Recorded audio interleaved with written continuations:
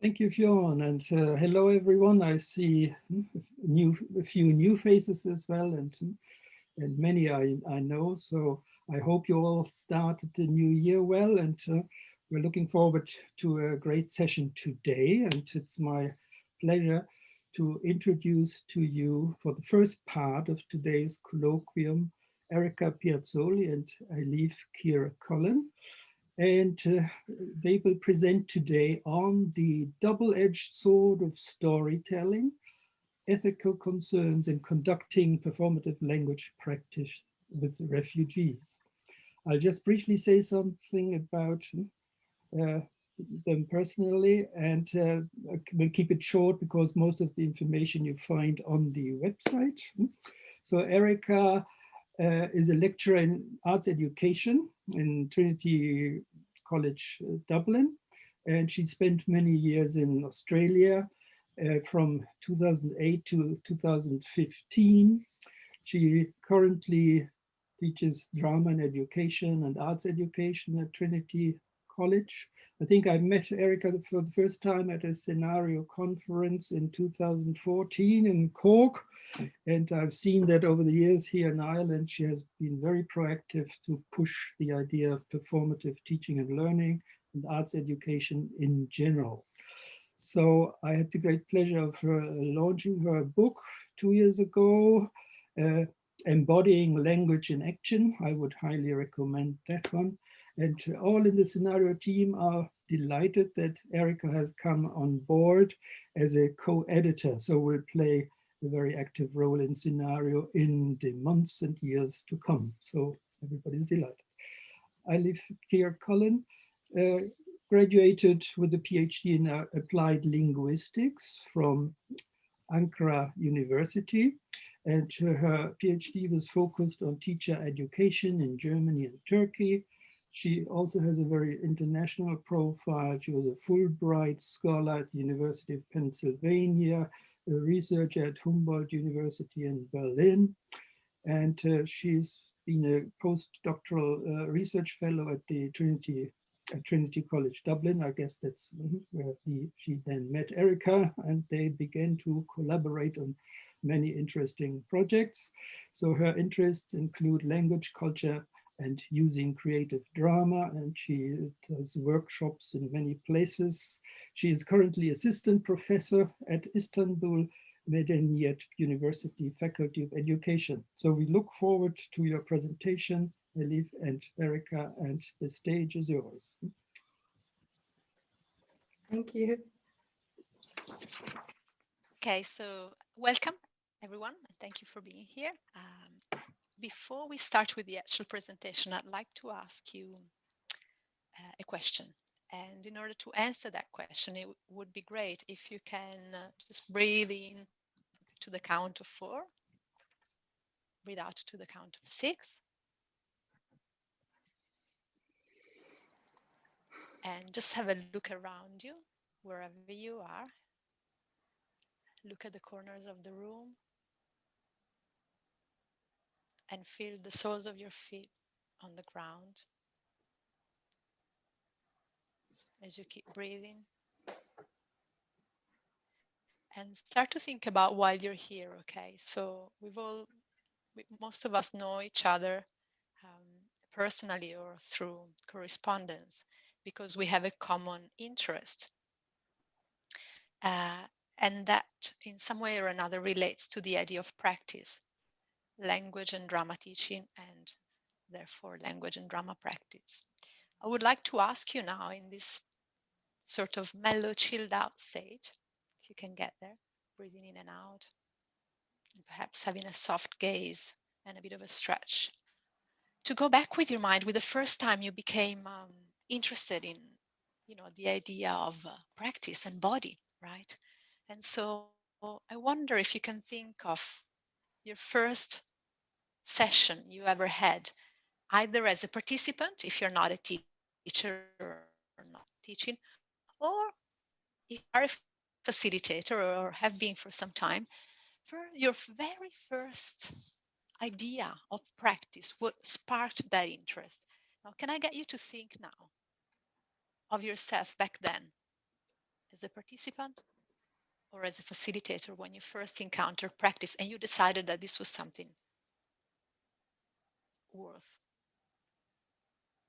investigating and committing to?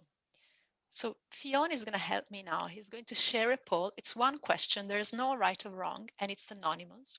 It's just going to help us to kick off the conversation. So if you can quickly answer, just a quick answer would suffice. We'll take it from there. Thank you, Fionn.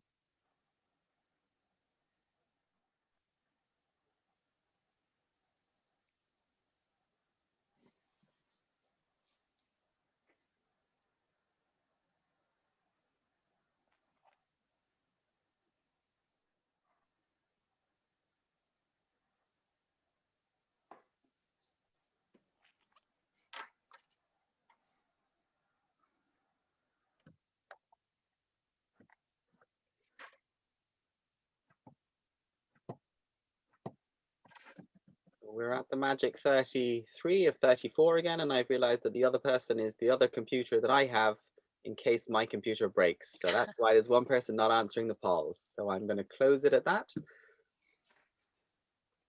And if you could share the results. Share the results. Okay, so we got a 48% yes, a 9% no, and a 42 it depends. So it looks like the majority opted for a yes, but then it's a close, following with a close cohort of respondents that said that it depends. Fantastic. So we'll stop sharing that. And we'll talk about this question more in detail during the presentations. Okay, and I'll share my screen. Okay, thumbs up if you can see the screen. Anyone? Super. All right, so today's presentation title is The Double-Edged Sword of Storytelling, Ethical Concerns in Conducting Performative Language Practice with Refugees. Okay, and it's not, oh, I have to tick, okay. Okay, so we're talking about a project called Sorgente, and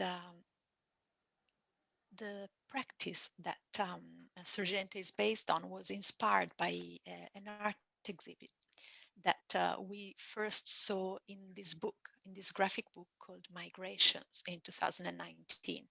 So that exhibition and the book that was published from it was basically featuring a collection of artworks from cartoonists and illustrators all around the world that responded to a call. And the call was to draw one postcard that had to do with the theme of migration and that had birds or a bird or some birds in it. So bird was a keyword. So you can see there a variety of postcards from different artists.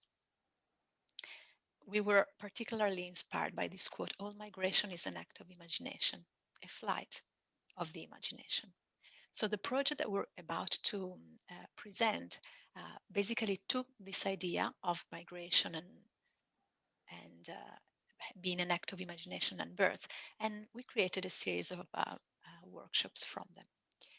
In particular, this postcard by Argentinian artist Isol was the one that resonated with us. Therefore, we contacted the artist and we asked her if it was possible to borrow a portion of her beautiful drawing to create the logo of our project. And then we also designed some workshops based on this idea, life is movement.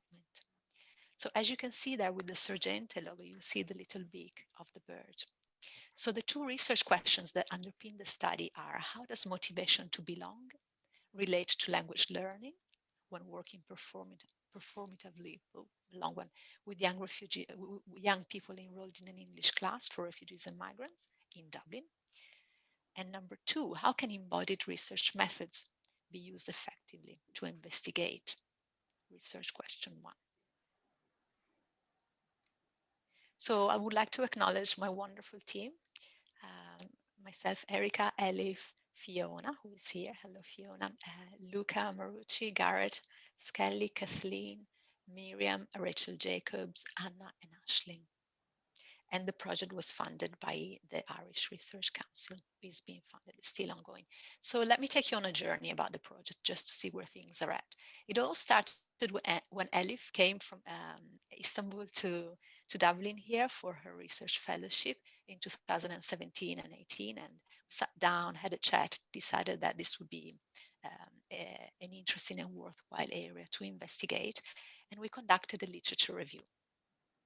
Today we're talking about the literature review. Now, part of that literature review was actually creating an inquiry that informed the research questions. So that's what we're talking about now.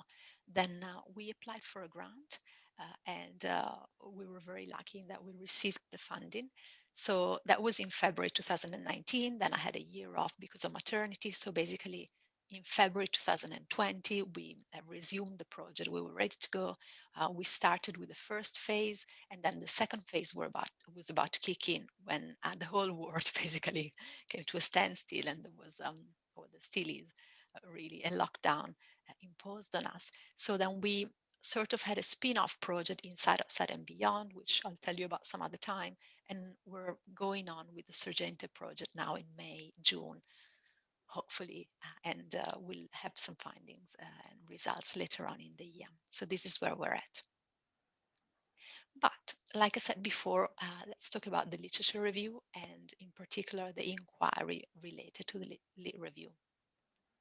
So one of the things that really inspired us when we were looking at the literature review, therefore looking at existing best practice case studies that could inform what we were about to design, was a manifesto that was published on a site called RISE, which stands for Refugees, Survivors and Ex-Detainees. And that was 10 things you need to consider if you're an artist, not of the refugee and asylum seeker community. Now, I'm going to share that with you in the next 2 slides, the 10 things. Every time you see a question mark, it's most often, I don't know why there's this glitch, but if you see a question mark, it's actually an apostrophe. So bear with us, looking to work with the community. What I would like to do, just to break it up, is I would like to ask for your help. So if people could just quickly come in and read, I'm going to call out the name, the number and the name. And if volunteers could just read the sentence, it would be great. For example, number 1, process, not product. Could anybody read it, please?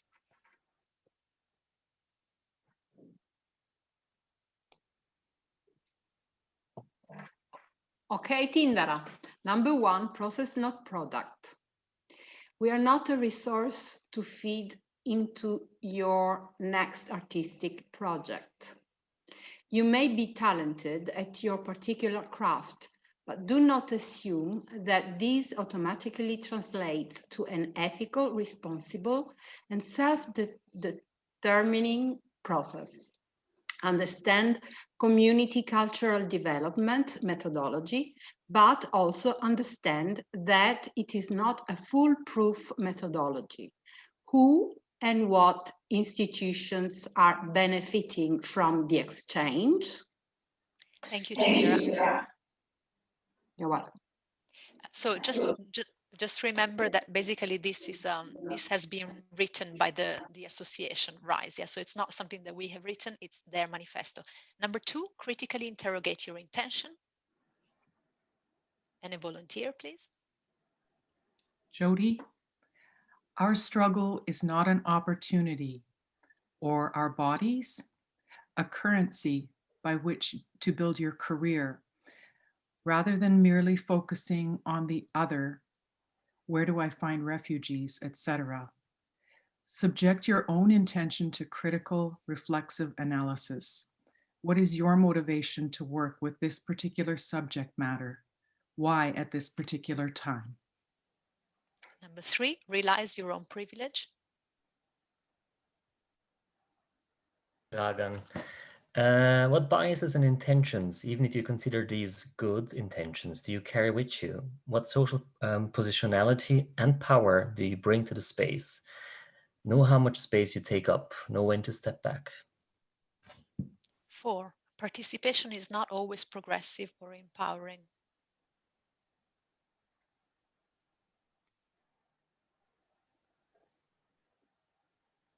Your project may have elements of participation, but know how this can be just as easily be limiting, tokenistic or condescending.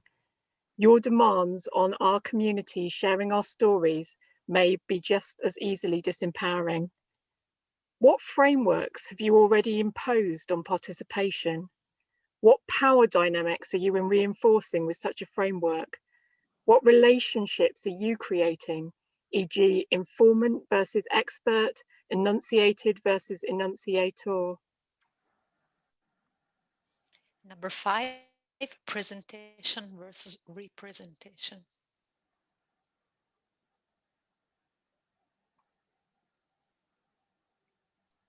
I'll have a go of that one.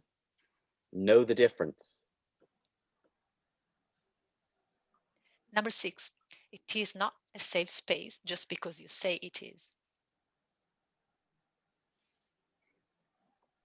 Rachel, this requires long-term grassroots work, solidarity, and commitment. Number 7, do not expect us to be grateful. So we are not your next interest in us project. Our community are not sitting waiting for our struggle to be acknowledged by your individual consciousness, nor highlighted through your practice. 8, do not reduce us to an issue.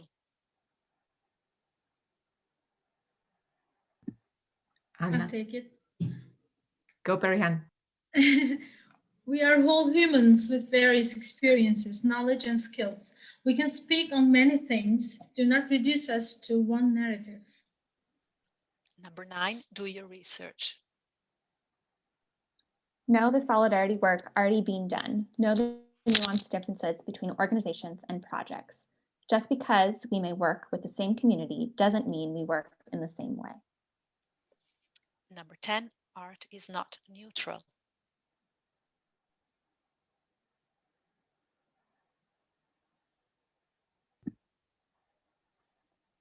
Our community has been politicized, and any artwork done with, by us is inherently political. If you wish to build with our community, know that your artistic practice cannot be neutral. Thank you. And that was written by Tanya Canas, the RISE Arts Director member. So when we read this, we were shaken. We were electrified. We were just words fail me even to the day. You know, it's been a few years now, and every time I read it, I'm thinking, yeah, okay, that is so powerful, and I'm humbled by the fact that I can share this with you.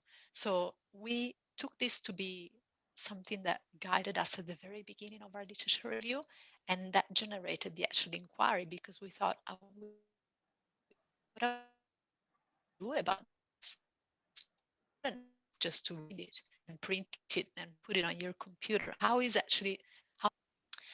So I'm going to hand over to Elif now, that will talk a little bit more about this and how it connects to the research gap. Okay, thank you, Erika, and thank you for the introduction. First of all, it was my pleasure to work with Erika. I learned a lot from her. She inspires me. She's still inspiring me. Okay, now boring part. Jeffers warns about the danger of practitioners working with refugees' stories, as this can reinforce narratives of victimhood. This implies using the art form as a vehicle to resume the traumatic past of the participants and reforming their identity as victims. When storytelling becomes tokenistic, it can become a harmful practice, especially if mistakenly adopted as a cure to overcome trauma. In Thompson's words in 2009, storytelling can be in danger of having a debilitating impact on existing local performance practices. In other words, if not conducted ethically, storytelling can cause helplessness instead of agency. As Balfour and Associates state, we are keenly aware that our attempts may conceal important narratives, and in this context, we risk reproducing powerlessness in research practice. Reproducing powerlessness, as the authors put it, is not only unproductive in terms of learning and engagement, it is unethical. So, how do we ensure storytelling is ethical? In order to address this gap, we conducted a best practice review and identified 9 experienced practitioners. Today we are going to focus on one, creative English. As we believe it is the state of the art in the field, performative language practice with refugees and migrants. Creative English is an applied theater project that leans on storytelling to enhance L2 skills, confidence, and engagement. It was founded in 2013 by Anne Smith, drama practitioner and scholar whose doctorate investigated the concept of belonging, and currently is the largest performative language teaching program that operates with refugees, asylum seekers, and migrants with over 10,000 participants to date. The program, Creative English program, offers the opportunity to rehearse language in fictional yet everyday life situations based on a storyline where participants improvise in role as members of families living in the same street. Dr. Smith notes, refugees are constantly given the role of victim by both society and the way they are represented in art. And therefore, the mental release of alternative roles not only explores alternative possibilities which may be enacted in their lives, but also helps them to cope better mentally with their current reality. 2016. Thank you, Elif. So just aware of time, so I'm going to go a bit quicker now. Now that we would also like to share this blog by author Anne Smith, who's with us today. Hi, Anne. So this particular one, she has 7 tips for starting work with refugees, and that was also one that really inspired and resonated with us. So focus on the present and the person, not the refugee experience. So none of us are defined by any one experience. And I'll leave you a minute to read it.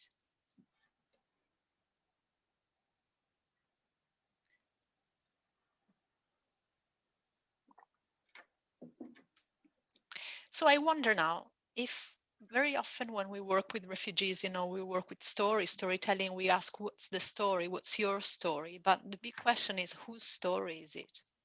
So when we talk about stories, we have to think that there are different ways to approach a story. So you have a personal story, and therefore you're exploring real events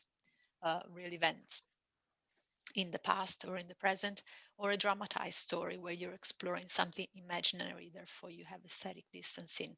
Now, forms like playback and forum and others, like obviously Theatre of the Oppressed and Copy in the Head related to forum, on the one hand, they often tend, not always, but often tend to work on personal story. Don't get me wrong, I'm a real fan of playback. I love it. I've done a lot of training in forum. I understand it, but I don't think that with this particular cohort, refugees and migrants, they would work really well. Whereas devising process drama and other forms that are using imaginary situations and roles we believe would be more appropriate. So the idea again is that one of the points in the manifesto, presentation versus representation, is really important. Now with the data analysis, I'm going to go really fast here. So we identified a few case studies. We selected practitioners, well, we asked, contacted practitioners that work within those state-of-the-art case studies, and we interviewed them for about 30 minutes. That was 2 years ago now, 3 years ago now, and we asked them what their understanding of practice was. If you're interested about that, there's a paper that just came out in November last year. You can look it up, The Meanings of Practice. In this particular presentation, we'd like to quickly share 1 out of 6 interview questions, and that is, do you believe practice always empowers, or can it also disempower? So we're going to share the answers from 3 participants. The first one is from Maeve Stone from Change of Address. Maeve is a theatre director. She also is an actor and an activist. And the collective sadly has been discontinued in last year, didn't make it through the pandemic. I hope they can put it back together because they've done a lot of applied theatre work here in Dublin with refugees. When asked that question related to do you think practice always empowers, or can it also disempower, this is what she answered. And Fiona can help us here with text. If the practice is an engagement with people who are bringing traumatic or difficult experiences into the room, there is an inherent power dynamic that you have to acknowledge as a facilitator. And I think in moments where that isn't handled properly, or your own skills fall short of being able to support the person or their experiences and thoughts, that's where it can become disempowering, I suppose, for a person that you're working with, or equally for you as a theatre maker, because it's a moment of feeling complete helplessness. You know, where you're confronted with a person that you should be able to hold in a safe place. Suddenly, it's not in a safe place. And if you don't have the skills or the ability to manage that situation or find the support they need to reverse it, then it's really disempowering. Yes, I suppose those are key events in the evolution of the work that have taught us the most. The second example responded we'd like to quote is Rachel. Rachel is a lecturer in French.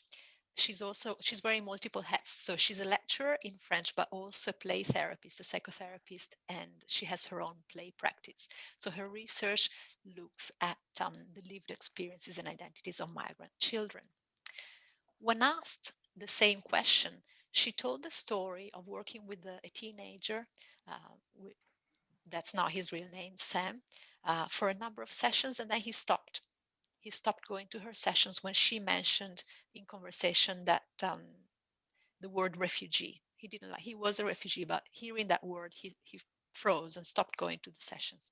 So I was working with Sam for a number of sessions. When he stopped going to my art sessions, I interpreted his disengagement with my practice as my own fault and became discouraged by it. In hindsight, in that particular case, I may have unwittingly chosen to disempower myself, but certainly it was up to Sam whether to attend or not. So here we come to see a complex psychological matrix with subconscious motives playing a part in the teacher facilitator self-regulating her response between vulnerability and agency. So we became intrigued by this particular lead, if you like. And the third respondent I'd like to talk about and share with you is again Anne Smith. So she writes, she said, and this is the transcription of her interview, I think sometimes that's quite hard for people to negotiate because all we want is to feel needed. I think sometimes that gets quite wrapped up with people's own sense of identity. The fact that they, facilitators, are happy that they're rescuing people in some way. So here she was talking about noticing that sometimes facilitators come in with different agendas related to the work. And so it's very important when you train the facilitators to understand that and to help to untease some and unpack some of those. So this theme then became important for us because we realized the idea of some facilitators, I'm not saying they're related to creative English, but in general, that may get into this work because of the so-called white knight syndrome. So wanting to rescue others, you know, having a secret, an implicit agenda in wanting to rescue others.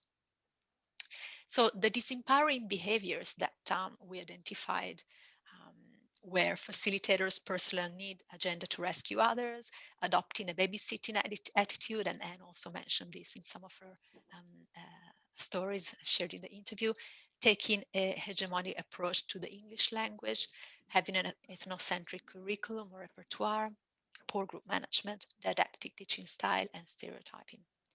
Empowering behavior, on the other hand, now we don't want to be sounding negative. We also had a lot of positive, obviously, which we're not sharing now because we all know that performativity is good for learners. So that was a whole aspect that you know, was shared in the findings, and we're not quite highlighting that today, but surely there are a lot of positives. So encouraging self-expression, creativity, freedom to meet, inclusive curriculum, repertoire, student-centered teaching style, and acknowledging the value of students' ethnicity and the language. So my last slide, the findings. So all interviewees acknowledge that when working with refugees and asylum seekers, practice should empower, but effectively it can do both. One respondent questioned whether empowerment or disempowerment need to be considered as a binary at all, and rejected the idea as too simplistic. Therefore, we went back to the data and we reviewed the data in this slide. And we came to the conclusion that power relationships are influenced by a matrix of several factors which influence and are influenced not only by the students, participants, but by the teacher, facilitator, as well as the context. So when we say, do you think practice always empowers? It's not just a question where it empowers the students, it's also for ourselves as facilitators. Are we empowered or disempowered by practice? More than that, respondents' answers pointed to the interconnected relationship between the teacher and the student. So this basically evolved into a new research question for the Sorgente project.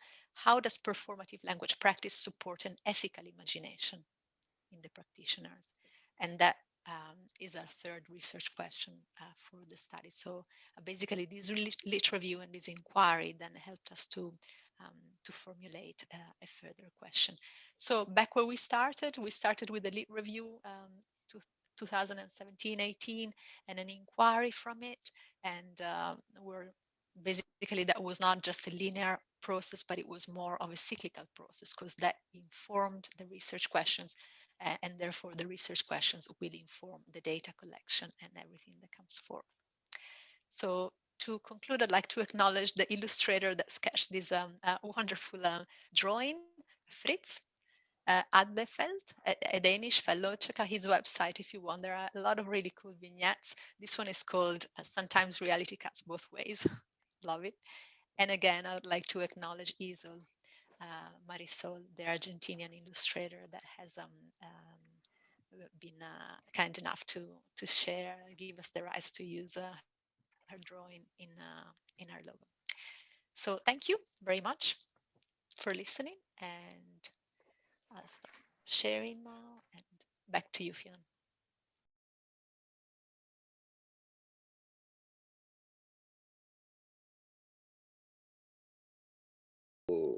Hello, I think we are all back in the room.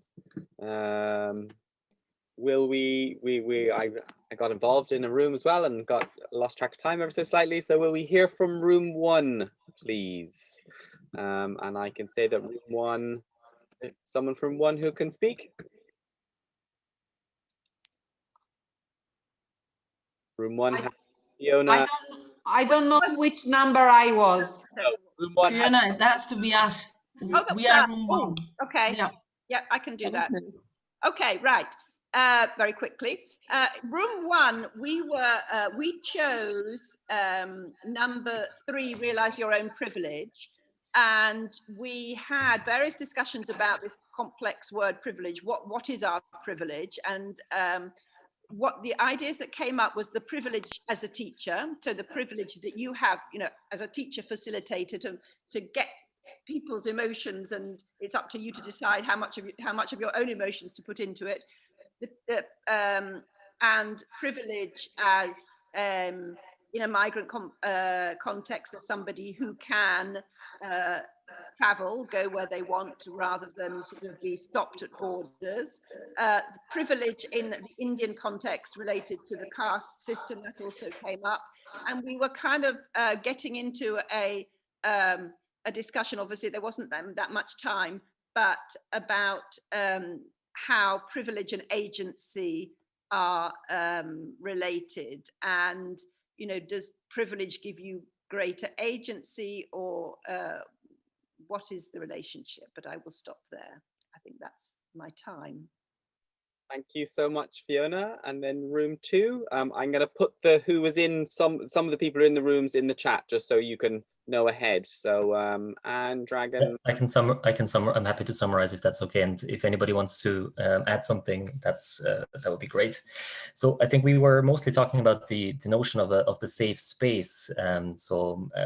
What is a safe space? Because in kind of drama pedagogy, drama in education, the word of, or kind of the I suppose the term or the metaphor of the safe space of the as if room is quite often used, but what really is a safe space? And then we were talking about, you know, whether we are safe in this breakout room, if there's, you know, if there is anything like real safety in that sense, and how safety is connected perhaps also to the notion of neutrality. You know, is it good to be always safe? Is it good to be always neutral? And I think Manfred then said that the term performative in that sense also carries that idea that you have to be aware and present, and that, you know, kind of to also be aware of the safety in a certain space, perhaps, if I'm remembering correctly. And it's about also being safe yourself, whether you feel safe, and which risks you're happy to take or not happy to take, and which risks others may feel okay with taking. And also we were talking about improv. So because improv in kind of needs you to be there, to be present in order to react to certain things emerging. And also the notion that perhaps it is also okay to not be safe at some stages or in some particular parts. Yeah, the function of art, you know, neutrality and safety in art generally was discussed. I hope that I managed to summarize that well. If anybody wants to come in, happy to. Thank you, Dragan. And room 3. I think I'll try to sum it up. So somehow we concentrated on the first issue, on the first question, art is not neutral, saying how difficult it is to be for us as teachers to be neutral, not to show our opinion or impose our opinion, and how difficult it is in some contexts to teach because you can't say your opinion. So you can't really express your feelings towards a political thing or an issue or whatever. And then somehow we were also discussing about students that they don't express their opinions either because they don't feel they can do that or they don't feel safe. And so somehow we went into the safe space idea. If we create a relationship, a space where they feel safe, maybe they share more. If you have more time to interact with them, they feel that they can share, because the thing is, it's not that students don't have an opinion. Most times they don't want to share it with you or with other people for many different reasons, feeling ashamed or feeling cool in not doing that. So we discussed how difficult it is and what does it mean to be neutral? Art is not neutral. What does it mean to take a stance or not to take a stance? And how can you reconcile different attitudes in society, in students, age-related? I hope I covered everything. And most of us don't work with refugees, so we had different experiences in this respect. So, great. Have I forgot anything? I think we're going to move on for time anyway, but thank you very much, room 4.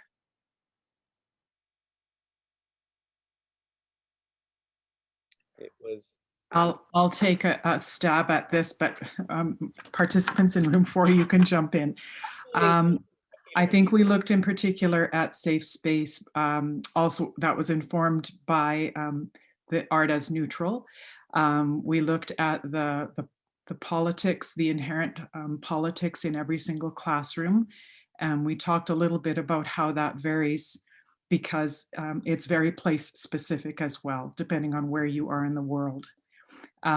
We talked about a safe space as being something that could depend upon power relations. And while someone can define safe space and say it's a safe space, it won't be for everyone in there. The idea of empathy came up as a powerful way to ensure that a safe is space, but it would mean a teacher practicing empathy. And yes, I think those were our main ideas. Thank you so much, Jodie. And room 5.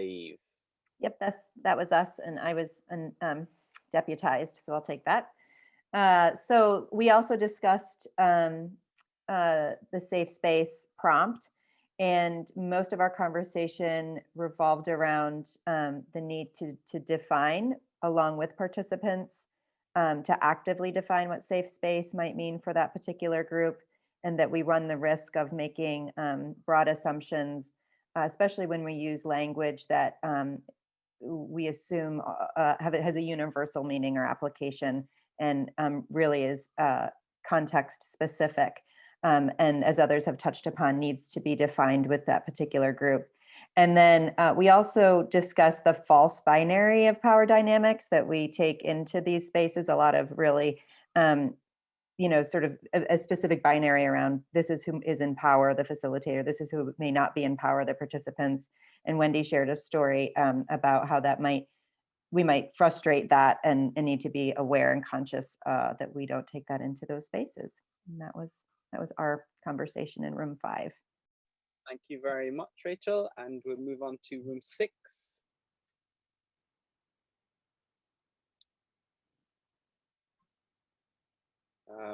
Judith and Rebecca, and there's someone like to represent from the room. All right. I'm going to do it. Right. So we talked a little bit about if art could possibly be neutral. We talked about, the way art communicates. And so it is one person like the artist communicating with the audience, but also the audience reacting to art differently, depending on their backgrounds, how they feel a particular day. And then Rebecca shared a story about how she's working with a social enterprise in the US, and how working with refugees, she also through this talk realized how privileged you are in this position as an employer, working with refugees and interviewing them and sort of exposing them more to the public, and how it is very important to reflect on those things. I guess we like Rebecca was sharing her story, and it was very interesting to learn about that. I guess that's room 6. Thank you very much. And last but by no means least, room 7. Delphine, Nika, Romero. Anyone like to jump in?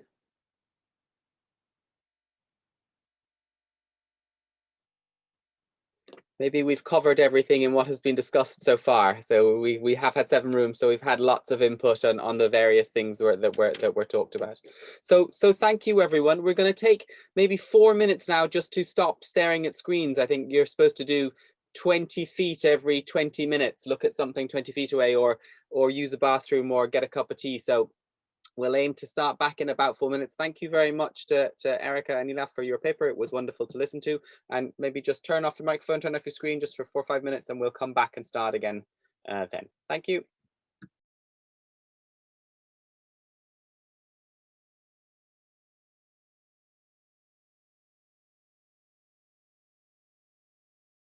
Anna is, I looked at it and I thought, like, this is a great combination.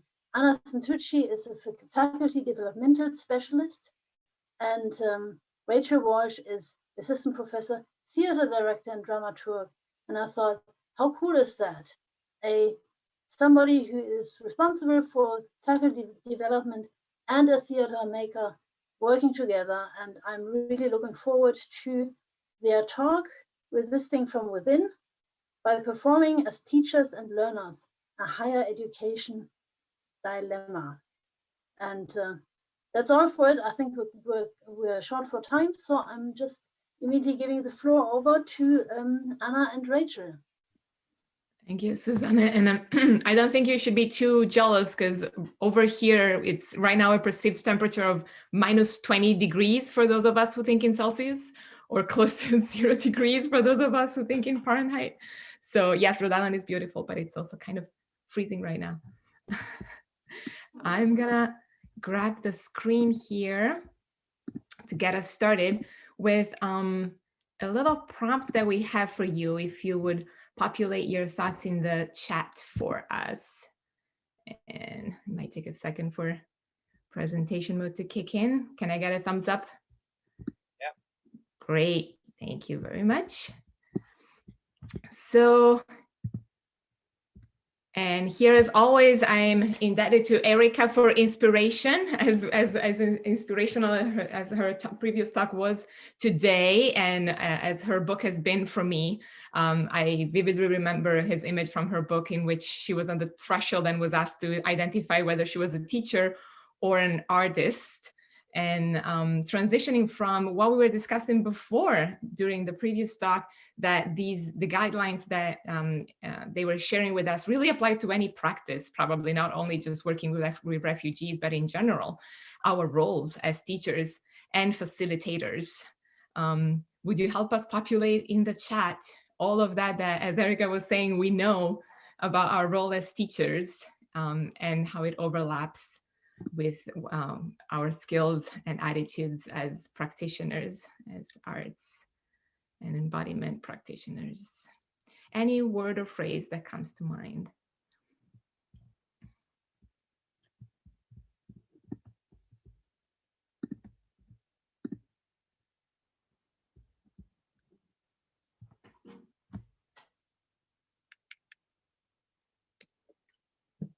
Fun, creativity. Teaching as performance art, presence.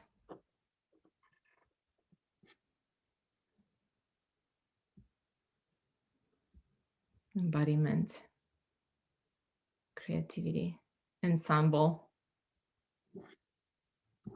reflection, being in the moment. That's great. Exchange, interaction, empathy, co-participation, being in the moment, sharing, encouragement, cooperation and not anxiety, immersion, movement, relation.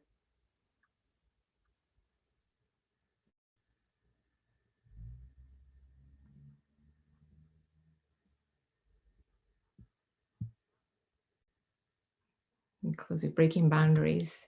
Wonderful, thank you everybody. Lack of appropriate teaching rooms, there we go. And what about Zoom rooms on top of that? Thanks everybody for helping us populate that. And this is what we know about performance and what it can do for teachers and learners. And what Rachel and I, with a few other co-conspirators, set up to do was trying to bring this to our university, because in my role as a faculty developer, I work with a lot of faculty that are also not arts practitioners or educators. And there goes our little story. Rachel, take it. Thank you. So Performing as Teachers and Learners launched fairly humble beginnings, as Susanne indicated. I wear a hat mostly of a theater practitioner, professional director and dramaturg, and I teach courses in acting and directing at the university. And I, in the fall of 2018, taught an acting for non-majors course, in which Mehmet Yeltsin, who you'll see on your bottom left, PhD candidate in business, took the course, which was quite fun because it's typically for undergraduates. So lots of 18, 19-year-old students, and then Mehmet, who was a little older than that. I won't disclose his age, but a little older than that, and PhD candidate. And I thought, oh, this is interesting. I haven't had a fellow colleague in my classroom before. And I and he said, well, I really want to become a better teacher. I was going to join the job market soon as a newly minted PhD. And he said, I've also noticed in the College of Business that a lot of my colleagues and faculty members and he was being very kind in this regard, could maybe use a little bit of acting class to improve their teaching skills. And I thought, oh, that seems quite applicable, obvious to this group. And so that was where we began. And then as we collected, and you'll see the faces around here, other professionals and experts in other areas of teaching and learning. So Anna as a faculty developer, Max Ponticelli, who is a lecturer in theater, also a practitioner, a statistician, Anis, and Rabia Haas, who is with the School of Education. And so together we thought, are there ways that we could codify or make specifically available to novice teachers in our community at URI who all had very, very clearly, either through anecdote or more official channels, indicated more support for their novice teachers, particularly the graduate student community who was about to assume teaching duties as part of their work at URI. So I've put a link over there in terms of what I bring to this group, which is the name of my office at the university. It's called the Advancement of Teaching and Learning. And really it means we're educational developers. There's a link there. That's the professional association that I'm a part of for educational developers that are US based. And so our professional identity really exists because of this need to help higher ed educators and faculty grow into the best teachers that they can be and that they already are, because if anybody who's been in higher ed knows, not everybody is prepared to be an educator through graduate school. So that's when Rachel reached out, I think my first 3 months at the institution, of course, I was super excited to jump on board with the project, since that happens to be kind of at the intersection of my passion.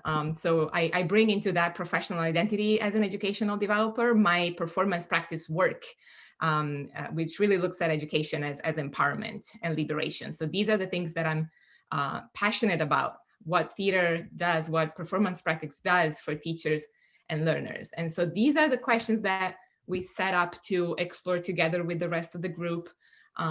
What would happen if teachers and learners in higher ed were co-creators in these spaces and acknowledged those power dynamics, played together, paid attention to being attentive and present, all the things that you were sharing in the chat, right?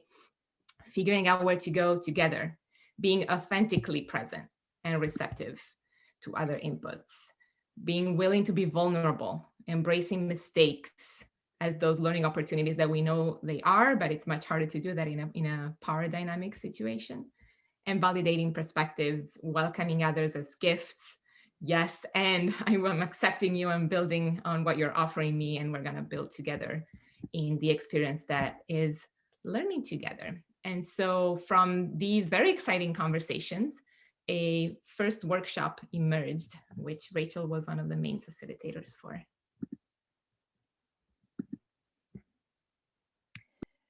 Thank you. So All the World's a Classroom was a workshop designed by myself and Max, who unfortunately you see only with his back to us there. And I just, for a moment, when I saw in the chat somebody discuss the lack of appropriate teaching rooms, it reminded me very much of this image, because when we were first given this space, this is a workshop that was designed, it was a 3-hour workshop that was part of the graduate teaching assistants orientation in the summer of 2019. So this group of about 200 participants would assume teaching duties as part of their graduate fellowship or work at URI. And so when we were given this room, the theater teacher in me died a few deaths as I thought, how on earth am I going to run what was essentially a 3-hour acting masterclass in a lecture hall? But then, and we almost solicited for a new space, and then I realized our teachers are going to be teaching in these spaces exactly that look like this. So how can we use creative practice and thinking about performance as a teacher or a learner to activate a space that is very clearly not set up for the kinds of values and the ethos that I hope that we all bring into the classroom space as teachers and learners.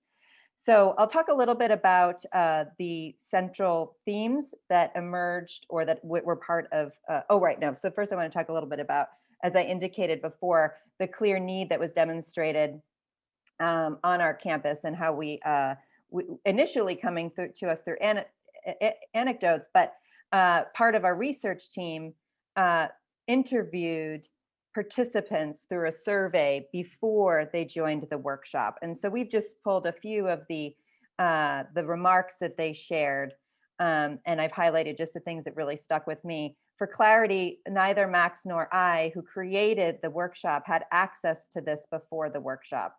Our thinking at the time was that I was going to run a workshop as I would, even if it was for my specific theater community of practitioners, my actors, and yet elicit core themes that I thought would benefit this community of novice teachers. So some of the things that they discussed was the fear of and how daunting it would be, not clear on their roles, confidence, et cetera, et cetera. What if they're not interesting or engaging, et cetera. So the course itself, or the workshop itself, really took up sort of, I would say, 3 core activities. The first was icebreakers, right, which a lot of circle games, which with 200 people, that it did happen. It was an exercise in management, but was incredibly high energy and fun, in order to invite joy, silliness, play into the room, and also to build community on these participants. And then there were 2 other core activities. I won't take you through the details of each exercise, but one is called the chair. It's an invitation for participants to identify the incredible importance of authenticity in the classroom, both as a teacher and a learner. And then the second is called the gift. It's an improv exercise, and as Anna said, really trying to elicit spontaneity and this yes and, right? How do we validate and grow the learner's idea, thoughts, experience in the classroom? And so those were the 3 essential activities that took us through those 3 hours together. And I won't go through each of the words here, but those were the, as you'll see here, experimentation, generosity, et cetera, were the values that the workshop sought to elicit and to help ultimately for these teachers, these novice teachers, to see themselves not just as instructors, but as artists and a generative act with their students. And then our research team did exit interviews with those who chose to participate and in some surveys.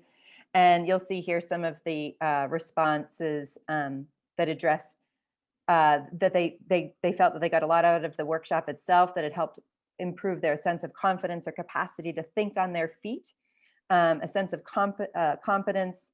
And my favorite piece, which matters to me tremendously, certainly as a professional director, when I think about the Venn diagram of being a professional director and a teacher, there's so much overlap there. And this quote really elicited that for me. Well, so actors bring everyone into like a different world, the world that they're trying to portray. And when you're a teacher, you're bringing everyone outside of their world and back into your accounting world. This was someone who's going to teach accounting, and try to get them on board with accounting. And I, my heart leapt at that idea, right? That transformative act, right? Where we, as an artist, we invite someone to experience and immerse in a world of your own imagination, that transaction can be possible for a teacher and a learner. And that was just very thrilling for me. All right, so here we are a year and a half after that first workshop. Our initiative at URI currently has offered, or is still offering, a bunch of adaptations of this. So Rachel and I adapted this for a diversity and inclusion badge program that the graduate school offers for graduate students in their growth and development as teachers, for the one that we're offering, but in general, of course, being responsible agents in the world that are aware of diversity and inclusion issues. Some members of the team were also invited as for artist-led guest workshops in a variety of settings. Some of these invitations were actually student initiated. The URI 101 Mentors is a group of graduate students that act as facilitators / mentors for undergraduate students in their first year at the university. And after participating in that original workshop, some of these graduate students reached out because they wanted us to share this with their undergraduate students as well. We integrated some of these workshops and we adapted the modules for teaching practicum courses that the College of Business and the School of Communication offers for their own master's students and PhD students, what we in the US call graduate students. This is an integration that it's very near and dear to my heart. It's part of what I do is trying to integrate the support that an institution has. And we know that there are so many little pockets, so many little silos that we all operate within in our educational context and in our institutions. And part of what I do is really trying to bring these people together, as I've done partly in this group, to bridge those gaps and actually create together, build on each other's strengths rather than replicating in each of our silos what we have to offer, for example, to the development of our graduate students as teachers. And then the core piece of this work that we've put together is actually a syllabus for a course called All the Words a Classroom, which will be hosted by the theater department. Part of the initiative was implicitly intending to bring people into the theater space rather than bringing theater practitioners into somebody else's space as a commodity. And we'll talk a little bit more about that in a second. So the hope is that this will bring people into the theater department, into an actual art studio, which is, as Rachel was saying, an important part of that process. And of course, that was planned for 2020. And then, as we know, the world exploded a little bit. So this had to be postponed. And part of the world explosion that happened also meant that many of us kept having our conversations via Zoom. So Rachel and I happened to record one of these Zoom conversations, which I'm gonna share with you in a second. And unfortunately, I meant for it to be a split view, so you would see both of us speaking. But of course, instead, I left my workshop mode, which, as Fionn has told us, only records the speaker. And so you're gonna see Rachel and I, only one of us at a time during the video recording. And grab the right piece of my screen, and hopefully you should see Rachel up there. Oh, actually, see, I did this when I was trying and then I forgot to do it now. I also need to make sure that the sound is part of that. There we go. And I'm gonna hit play. If anybody can give me a heads up if both video and sound are good, that'd be great. Talking back and forth a lot about our experience throughout the year and a half of performing as teachers and learners, maybe a few years.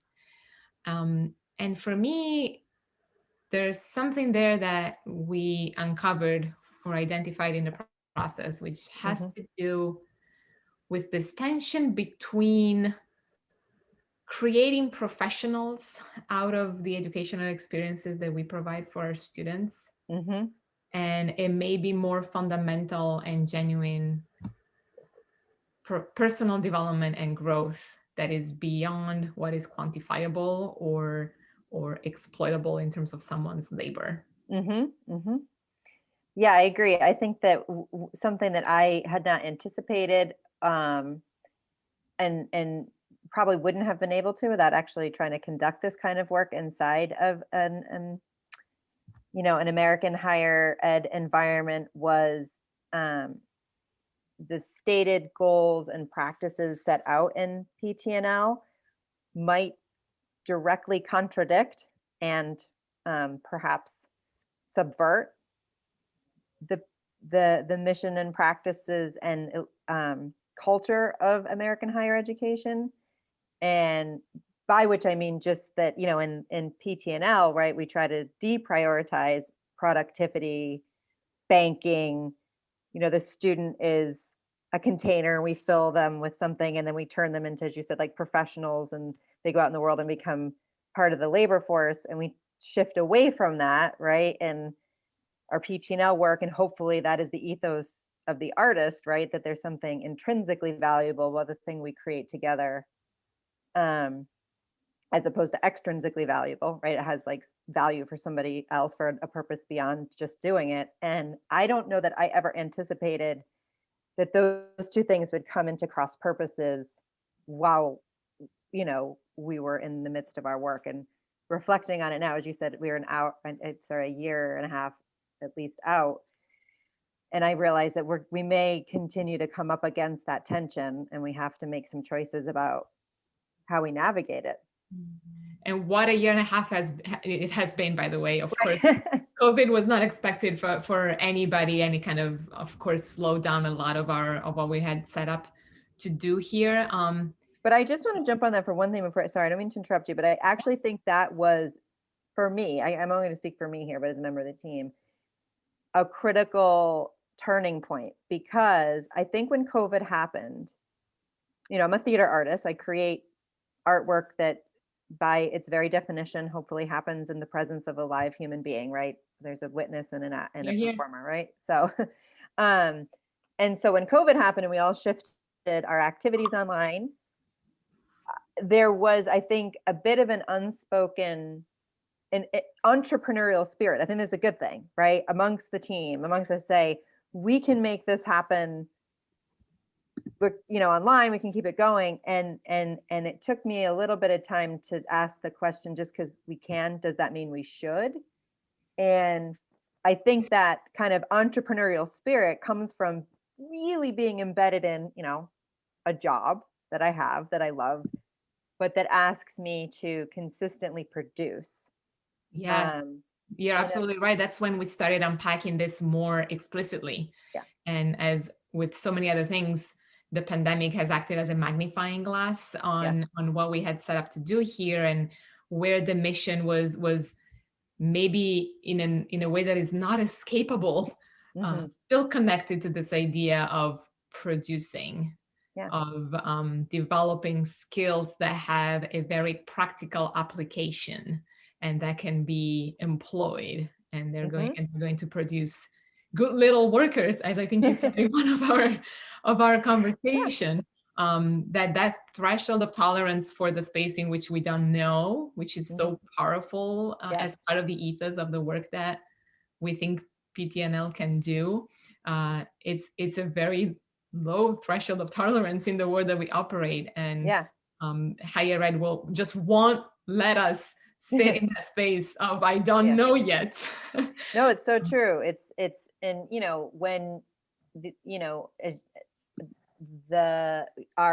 we have some obligation and duty to prove, for lack of a better, or substantiate that the curriculum we offer can create a productive labor force. Like, that's essentially, you know, whether it's explicitly or implicitly stated, there's a lot of signals that come to every department, whether you're the theater department or whether you're the engineering program, is asking you to signal the ways in which your work produces a sustainable labor force. Even, you know, in theater, we are asked to say this number of students is now in Broadway shows, and this number of graduates. And, you know, in some ways it's great. It's thrilling for our incoming students, but it does create a culture of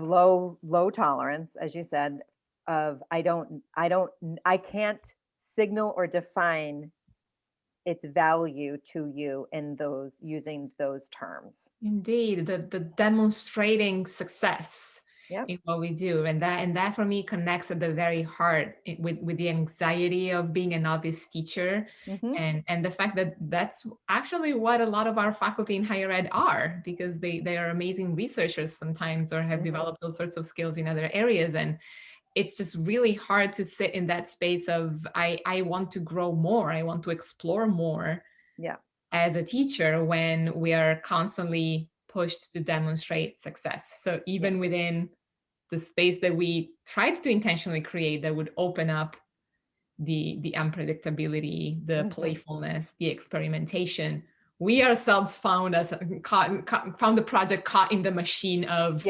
demonstrate that this is working and apply for grants and show us results. Right. Well, because, and I think, you know, as somebody who is personally also very seduced by the fundability piece of it, right? Where you're like, because it's an external validation mechanism, right? Where you're like, oh, yes, somebody else, we matter. That's so great that somebody wants to give us money to keep doing this. But then you're suddenly caught in the machine, as you said, and I have certainly been parts of other projects or institutions where this has happened, where now you're on a trajectory where you're having to reverse engineer your mission sometimes now, right, to satisfy the outcomes for the grant or the funders. Now, we luckily, you know, we didn't get very far down that road because of COVID and all that other stuff. But I'm grateful in the sense for the pause, I guess, because it does require, at least it got me to a place of sort of really thinking about these bigger picture questions about the perhaps mismatched ethos of what the mission of PTNL is and what most American higher education program systems are going to, you know, set down for us. And in that spirit, we don't know, we're still figuring it out.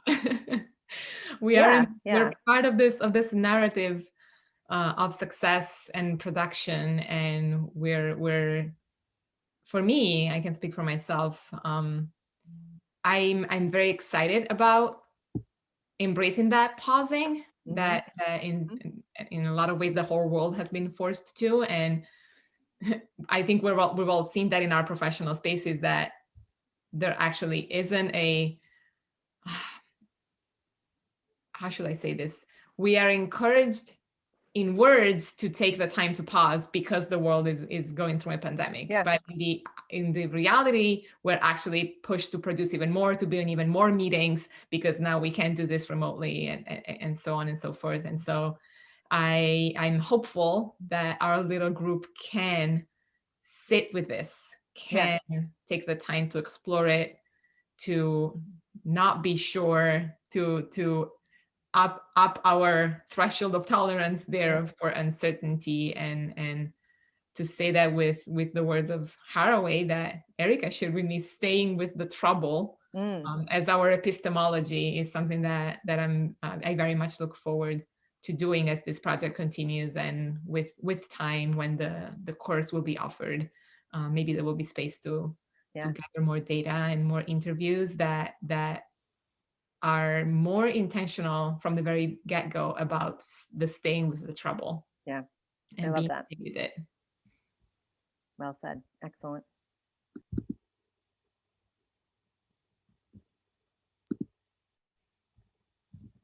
All right.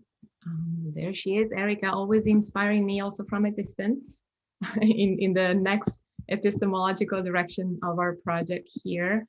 And let me grab the screen again, just one more moment before we share a little prompt for breakout room conversation. So this is, I guess, kind of a summary of what came up in the conversation between me and Rachel, plus any couple of final things that we want to add for you there.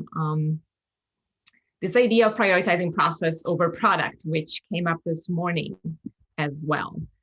As the intrinsic value of what we do, that artistic ethos that is a constant tension with what we're asked to do in our systems, which is producing exploitable applicability of these skills. And Rachel, did you have anything else to add there? No, this is great. All of this, I think, is represented well here, and I'm curious to hear what folks how folks respond to our prompt. Right. And I'll just add that for me, it really is, it feels very real, because, and yet the applicability and marketability also matters, because we do need grants to do all of these projects, right? We can't just we need funding for dedicated professionals to do this work. We can't just, right now, most of us are doing this out of our non-existent free time at the institution on top of our full-time jobs and our labor that is already there, right? So that it's a real tension, because that employability does matter, and it matters for equity and economic justice. Not everybody can just see the value of the intrinsic value of education for its own sake. And even when we set up to do this type of work, we still need the funding to make it happen, which unfortunately happens within our capitalist systems. And the only thing I'll add, Anna, before we send everyone out into their breakout rooms is, I think this also is really specifically true of perceptions of art and theater, period. And I think this is another, and it didn't quite get raised in our conversation, but I would just sort of, meditate on this theme for a moment, which is the theater program in our university seems to have value only insofar as it supports other departments that are perceived as more vocational, I guess, in their studies. I don't think that is explicitly stated, but I think that is something that we have encountered, and I think is related to this. Yeah. Hence the need to bring people into the studio Exactly. as soon as we can physically into the studio. Is something that I physically really, really miss. Yeah. So here's a quote that we wanted to share with you. It was in our blurb, and we're also gonna just have it there for a moment for you to percolate as a utopian educational vision. Since we're not in that truly communist society in which pedagogy can be completely emancipated from the subjugation to wage labor and theories of values. Where does theater still operate for us, that little potential to release human creativity from those restraints? That virtue of an educational tool or technique or hint or inspiration that is artistic practice to do collectively, to do in an amatorial way, to do outside of the scope of producing professionals. And here's our prompt for you in the breakout rooms. I think Fionn might also be popping that into the chat. Is that possible, protecting that space with our performance practice for our learners or for ourselves as teachers, as passionate amateurs? Where have you experienced that tension between preparing professionals and authentically nurturing creativity and growth? Can you think of any specific example, and how did you navigate that example, or might you navigate that and maybe harness that very discomfort into something that feels generative? And of course, we have the luxury of having so many international contexts here, so we very much look forward to debriefing based on all of your diverse experiences as well. And I think, as Fionn shared before, if somebody could be kind of a reporter back for a main takeaway from the room, that'd be great.